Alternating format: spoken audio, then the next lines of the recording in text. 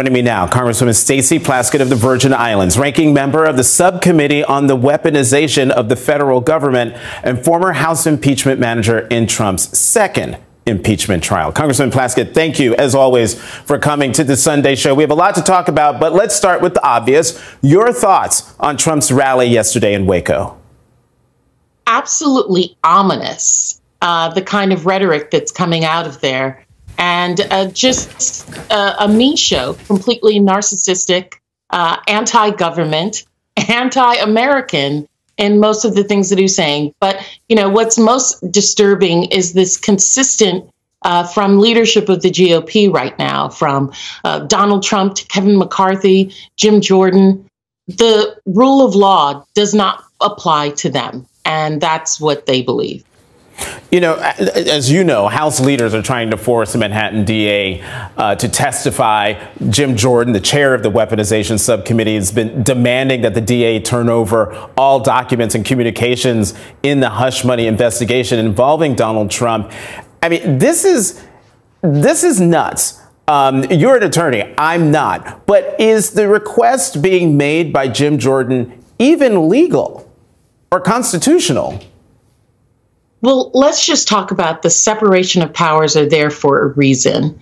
And the fact that he would attempt to ask a duly elected official of a state who is engaged in an ongoing investigation to come to the House and share all of the information that you have with us about the investigation that you're conducting right now is absolutely ludicrous, just absolutely ludicrous. And I think that Alvin Bragg was correct in telling them that this is not your purview. You do not have authority over this. If there is an indictment, you'll find out the evidence that I have during the trial. And how rich is it that Congressman Jordan is making these demands of the Manhattan DA when he himself, Jim Jordan, refused to respond to a subpoena from the January 6th committee? Well, as always, that is rich, right? Mm-hmm. And my colleague Eric Swalwell pointed that out so well. But they don't believe that the rules apply to them, that there is a system of government that's for them and then for the rest of the American people. They are focused on their grievances, as you said, on conspiracy theories, on culture wars against using our children as fodder in that culture war, and not doing the business of the American people. All of this engagement and writing these letters, having these hearings are because they cannot legislate, because they cannot do the everyday things. They cannot bring a budget to the floor. They cannot negotiate to deal with the debt ceiling, and they are not going to pass legislation that is substantively going to change Americans' lives for the better.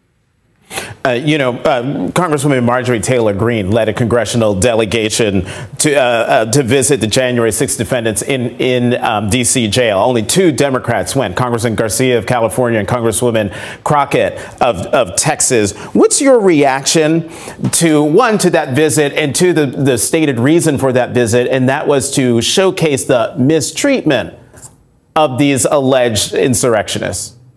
Well, first, I have to think that my former professor and now colleague Jamie Raskin was masterful to ensure that there were, in fact, Democrats that went there, that there is someone to constantly expose the lies that they are saying and to always be truth tellers. And that's my purpose as the ranking member, along with my other colleagues on the weaponization, to be a counter and a truth sayer.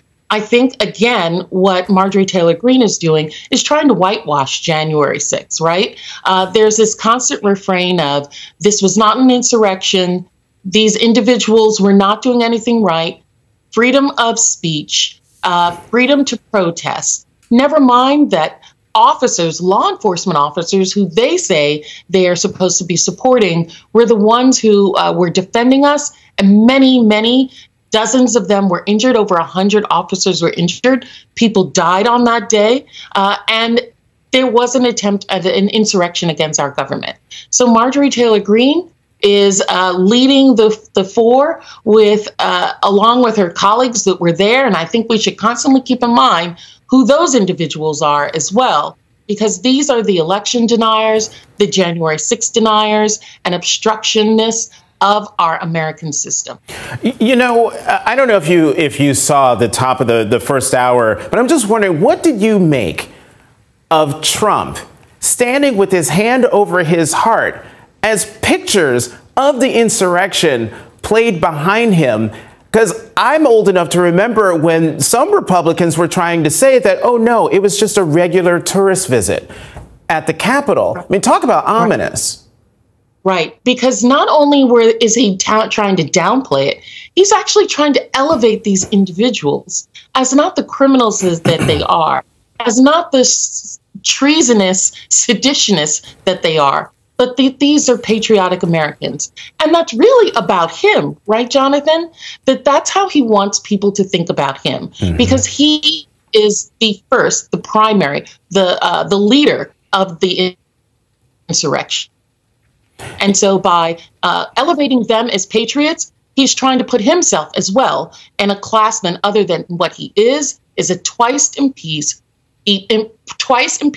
former president who cares only about himself, has not put any policies in place that are supportive of overall Americans, and who wants the office to abuse Americans and to enrich himself.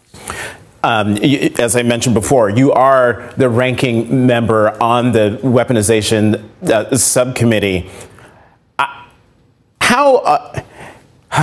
You're supposed to be there, as you said, as a counterbalance to the crazy of the majority. But how alarming is it, just the process and what you're seeing, the things we can't see? How alarming is it to you what this committee is actually trying to do? Well, first, let's talk about the process. My colleague, the chairman of the select subcommittee and the chair of the full committee of judiciary, Jim Jordan, is not conducting himself in an honorable way on this committee, first of all, in terms of process. You know, he puts out a notice that there's going to be a hearing. He doesn't say what the hearing is going to be about. He does not give our staff and others a list of what the witnesses are so that we can also be prepared. He gives a media advisory rather instead of being an honorable colleague and sharing that information. What he doesn't understand is that at the end of the day, we're going to do our job. If we have 2 days before a hearing, 3 days, or a week before the hearing, we're going to come prepared because we have the facts in our favor. This is a goose chase. We're going down rabbit trails with this subcommittee, and we're not doing the real work of the people of America. Right, as you said. It's frustrating. No, I can imagine. As you said, there's a budget that needs to be done. The debt ceiling needs to be raised, and those are two priorities that are coming up real fast. And let's be true. There are things that we could be investigating, right? There are weaponizations of the federal government, but those are not the kind of weaponizations that they want to talk about. The behavior of Kevin McCarthy and Jim Jordan is a weaponization of the federal government. Bill Barr utilizing the Department of Justice to try and get the election overturned, that's a weaponization of the government. The IRS disproportionately auditing African American and working class Americans. That may, in fact, be a weaponization of government, but I'm sure they don't want to have a discussion about that. Oh, you know they don't. Congresswoman Stacey Plaskett, thank you so much for coming back to the Sunday Show. And up